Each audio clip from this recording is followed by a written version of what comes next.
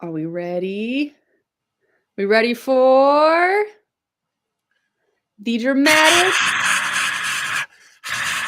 Wait, you gotta give me the intro. You gotta give me the Yeah, intro. no, everybody introducing your favorite, the number one, the Dave Whoa, Walter. whoa, whoa, whoa, whoa, whoa, whoa, whoa, it's me. What? Hey, hi. Yes, once again, that was the dozens and dozens of my fans cheering. Dozens. Yeah, dozens. Dozens. How did you fit them all in your room is impressive.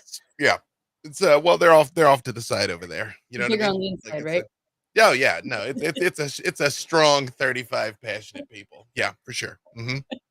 Well, welcome everybody to another DM Deep Dive with B. Dave Walters. I'm super excited to be here today to chat with one of our favorites. He's coming to the castle this July in the USA for our youth table, which is going to be super great. And we're going to talk about that. And I already see we have questions before we even started, which is exciting. And I hope your body is ready, B. Dave, to answer those. Perpetually. But I think we'll get started for a little bit before we get into those. I did want to say I think this is the most number of deep dives we've had one DM do. I think you're holding the record right now, B. Dave. Look, man, look. Okay, so Mark Meir, Elisa Teague, and I were in active competition for who'd done the most events. And then Mark and I pulled away from Elisa. And then Mark has pulled away from me, mostly because of the pandemic. It was close. I refuse to check exactly because then I have to say out loud that he 100% has escaped me. So, but I'm pretty sure he may have a slight lead. He may have a slight lead. So the fact that I am the deep diviest DM, I will accept. Yeah. Wear that crown proudly. We're gonna really get into your brain, deep dive right into it. No secrets. Have a deep dive hood. There you go. Wait, I don't know if it's gonna work. There you go. There you go. My hood of deep diving. Excellent. Well, why don't we get into this? You're joining us this summer at our youth table. We're really excited to have you both at the UK and the USA this summer. So you want your fill of B-Dave, he'll be there. So tell us about your table, what you're excited about, and give us a little teaser what's coming. Okay, so first, I think saying youth is a bit of a misnomer because it sounds like there's going to be like 7-year-olds at the table. They're not. As of now, there's one kid there and they're 16. So but what it is a family friendly table. So it will be a youth friendly table, but not a kids game. So full disclosure, this campaign that I'm running this year, Titans of Doom, is pretty intense. I actually, the first time I ran it, I actually freaked myself out with a particular like villainous monologue. So I'm definitely gonna do something different for that table. I want to pull up a little bit. Because I don't want to just take the existing campaign and like defang it type thing. So, but yeah, if you're thinking about coming to Ohio, you definitely should. You definitely should. It's a beautiful facility, and it's going to be a fun time. But please do not think that it is going to be like kindergarten game time. It'll still be emotional torment manipulation, as I am wont to do, but one that will be slightly less traumatic. Only just skosh. lately, just a little bit. A little bit. Yeah. Yeah. Well, I mean, you could make the argument that 16 is old enough to learn how this world really works, and so maybe I'll make it worse. Maybe I'll make it worse, There you but at go. least it'll be different. There you go. There you go. I think that was a great call out, though, that this is not just a youth table. So it's not just a bunch of youths at it. It is a family friendly table, and which is what we have named it for our future events. So in November, we also have the family mode. So that pretty much is what it is. You're playing at a table with a 17 or younger at the table, which I've heard can be kind of the most fun. I've done it a few times. I mean, it's part of the reason why I was asked to do this is I've run quite a lot of games for kids. I have kids, so it's like that doesn't bother me at all. And a lot of times, teenagers especially are the most creative and the most innovative because they're not burdened down with all the things you can't do, and they're not burdened down with propriety.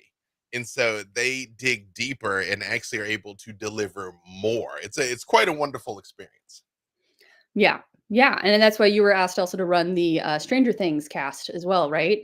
So you've gotten plenty of example with that. And that's available online, right, to watch if we want to go back and look at it. Yeah, it's Netflix geeked. I think those kids were already in their 20s by then. But yes, to your point, yes. I did run the game for the cast of Stranger Things. It's a Netflix geeked. It was a whole lot of fun. Yeah, it was and that's probably pretty reflective of a similar vibe is what I will do for the family table. So thank you, Hopper. Yeah. Yeah, it's eh, the only reason I'm not even 100% is I want to see what the final head count is and what we really end up with because again I don't want to have it be the Faerun Chainsaw Massacre and then have it be like turns out you know, so yeah, Yeah. Wow. be a good Well, time. yeah, we still have some seats left too. So if you're interested in playing with B Dave and a family friendly table, there's still some seats left. But I don't think there'll be too many because who doesn't want to go play with B Dave? That is true. Usually That sell is out pretty quick. Titans of Doom, not Titans Titans of of Dang, Titans of Titans of Doom. Doom. Doom. Yes. Doom. Doom. Yeah. Yeah, Not Titans of child friendly, Titans of Doom. correct. Correct. Yeah. Yeah, it's what I think it's in July, isn't it? Or is it no, it's the end of June This is because the after end of June, early July, June 29th through July 3rd. yeah, and Yep. then I'm home for like 3 days and I leave and go to England. So yeah, that's how hard my life is. So yeah, if it's the Ohio events I find having been blessed to do a few of them. I was there for the first one.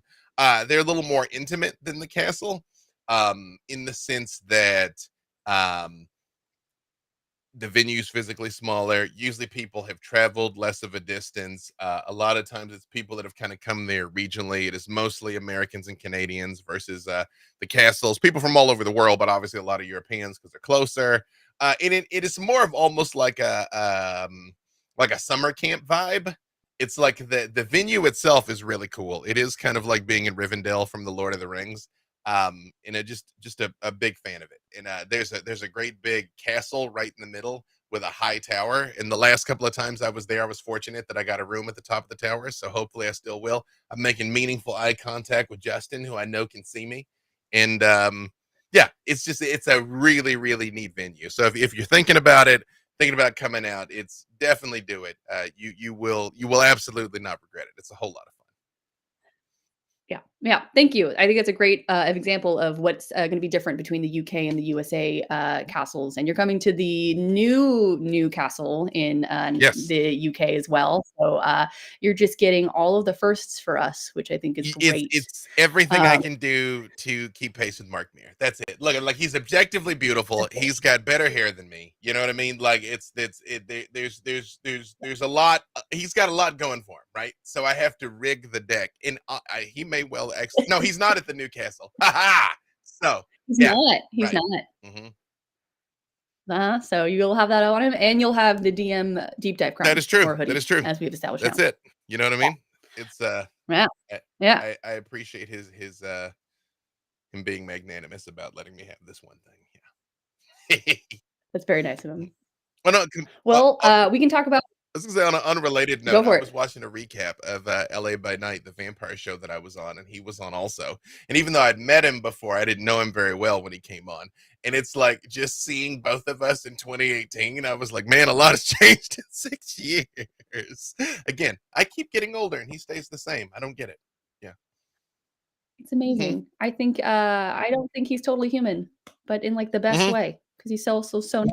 He's also got Yeah, that he's going like a for fake him. creature. Yeah. Well, yeah. Yes. Yeah. Well, welcome to the DM deep dive where we talk about Mark Meer the whole time. Hey, I So didn't say what we were deep diving about. I just said that we were deep diving, you know?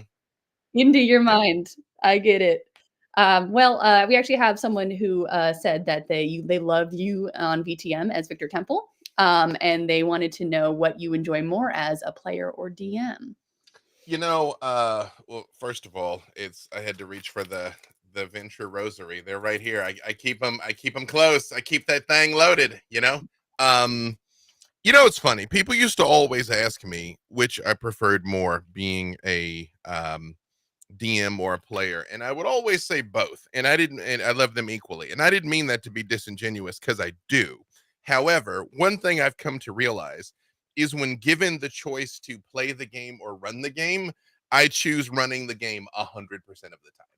Like I have never opted out of running a game in favor of playing it ever. So I guess the answer is DMing.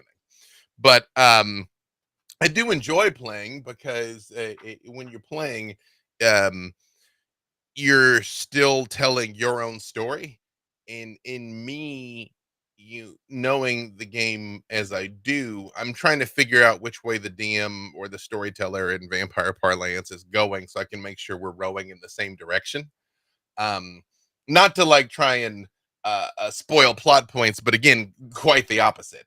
That if that I can be like, oh, you're setting up the fact that the Grand Vizier is going to get poisoned at midnight type thing, then I'm going to do everything in our power to make sure that like we're in position for that to happen versus willfully trying to run that off the rails, which I know some people do that on occasion. This is a completely unrelated note. As I was just reaching for my rosary, I usually keep my Ventru dice box right here next to me, and I thought I'd lost it, and I was freaking out. And then I remembered that we had the fires not too long ago. Both Hopper and I are in Southern California, although we were removed from it. But they got close enough to me that I had to at least have a go bag ready, and I put my Yeah. vampire dice in my go bag. That I was like, if I'm only gonna leave my home with honestly like 2 bags I can carry over my back, one of the things I included was my freaking vampire dice with my original Venture Got it. dice case. We are deep diving to see what is important to B Dave and the vampire Man, let dice. me tell you something. You find out real fast when you're like you got a duffel bag to put your life in. You learn real quick what can and cannot go. It was wild. I didn't I I hate to say, because in hear me, I'm not trying to make light of the people that lost everything. My heart goes out to them. But as I was really thinking about it, it's like I love my stuff, but my stuff's just stuff.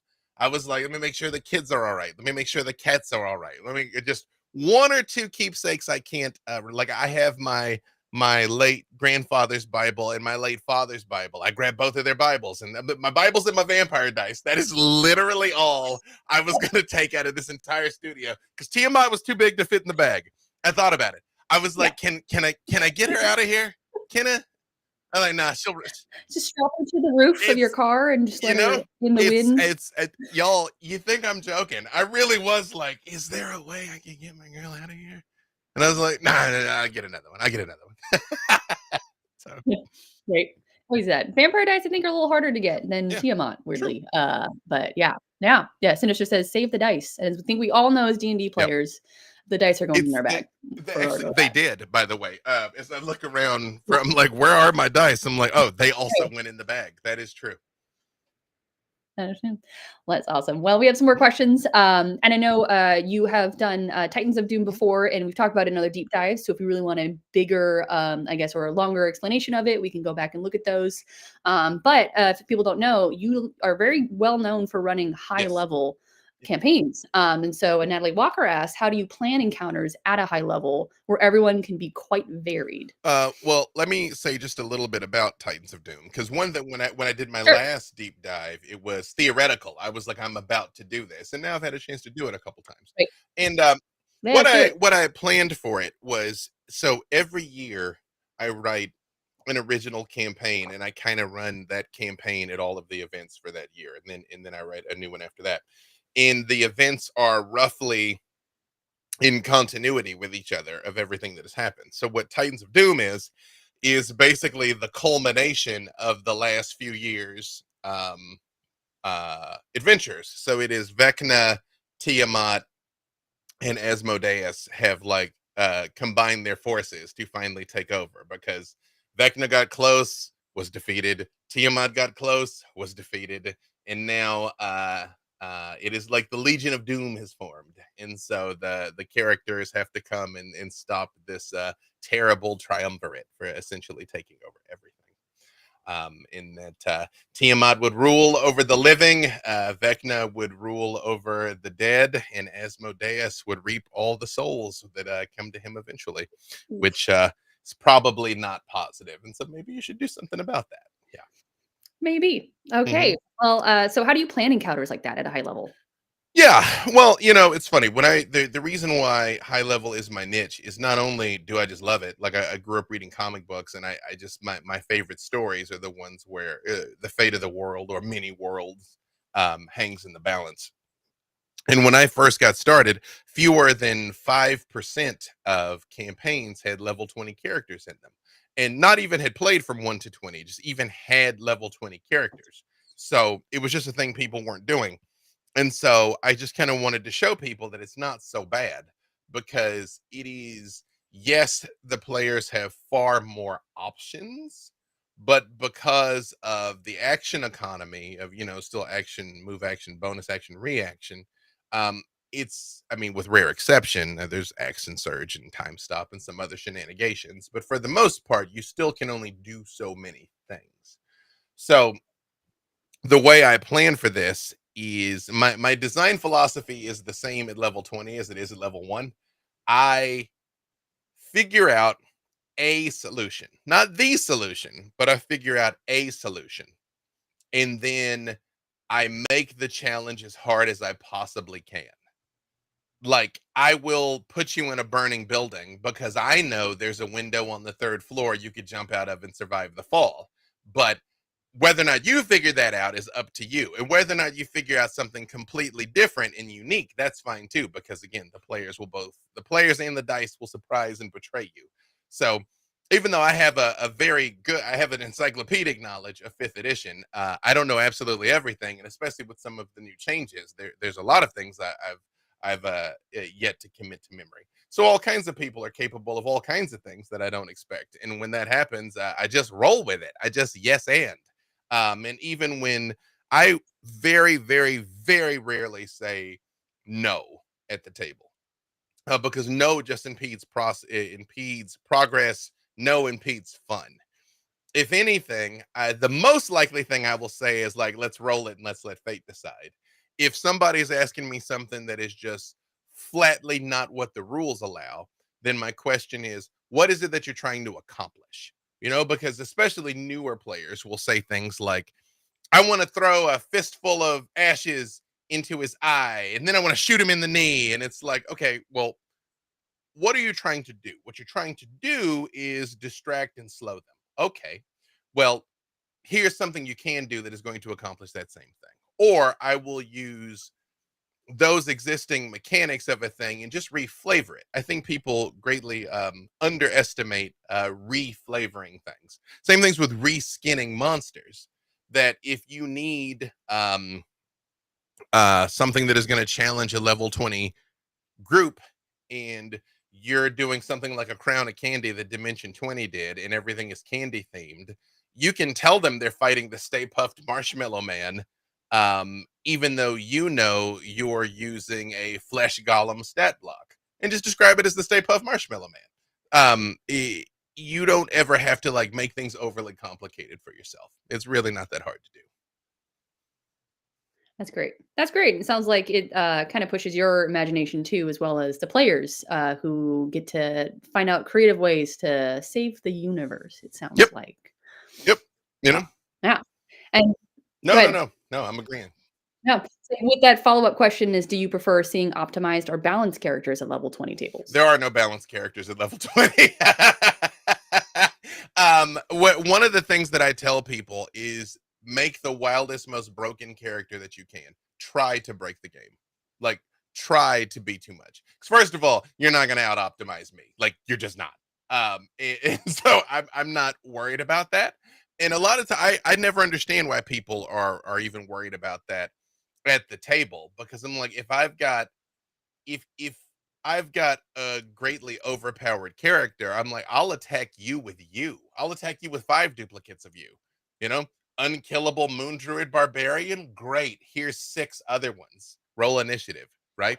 And even if you have a dramatic imbalance, because one of the things you got to remember as a storyteller, everyone needs a chance to shine in every session, and everybody needs a chance to be a rock star.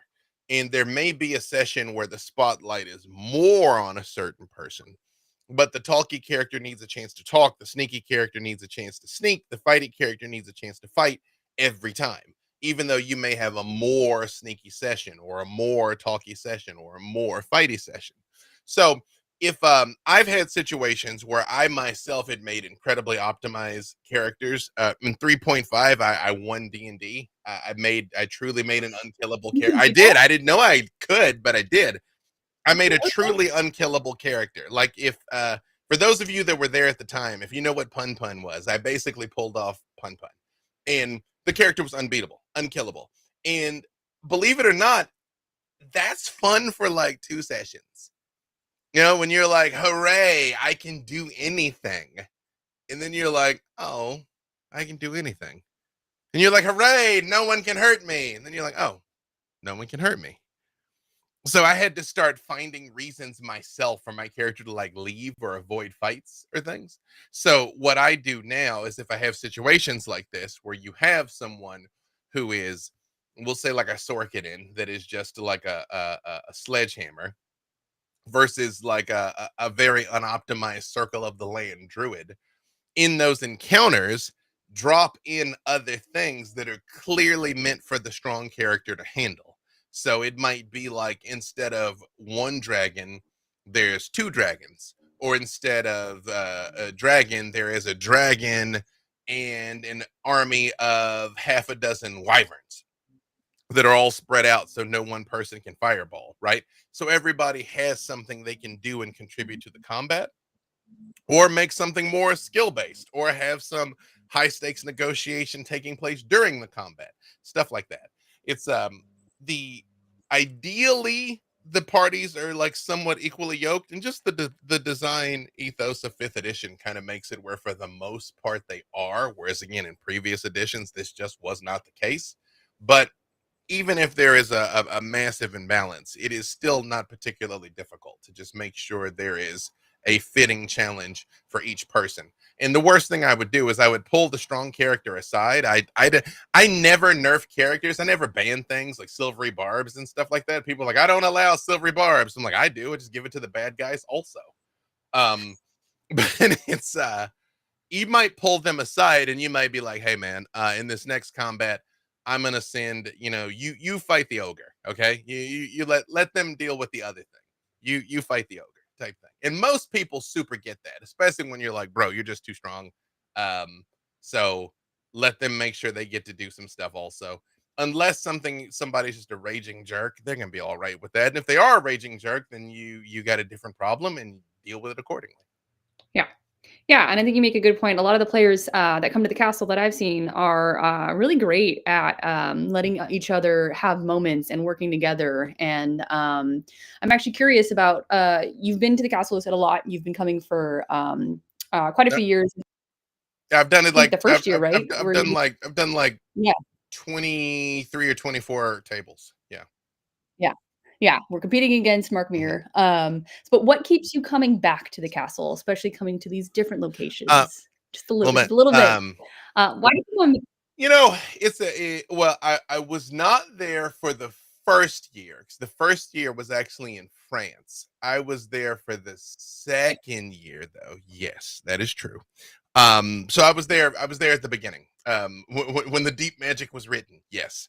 Um, it's it is interesting because it is obviously, having been over there like 10 or 11 times now, just the novelty of the fact that, oh, I'm going to England. I mean, I have done that now. I have exhausted the neat things to see within a stone's throw of Lumley Castle, right? But it is I like it because the experience is never the same twice. The people are never the same twice, although there are significant numbers of people that return, and so you definitely see some familiar faces, and sometimes you get to play with them too. But it's you can run the exact same scenario 10 times and you'll get 10 different outcomes. And that's what I like about it. I like seeing people's faces light up. I like seeing the different ways people engage with the content, the way they engage with each other.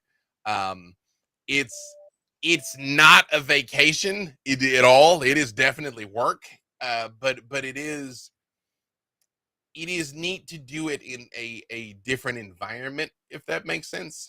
Um, just to see the different seasons in the area.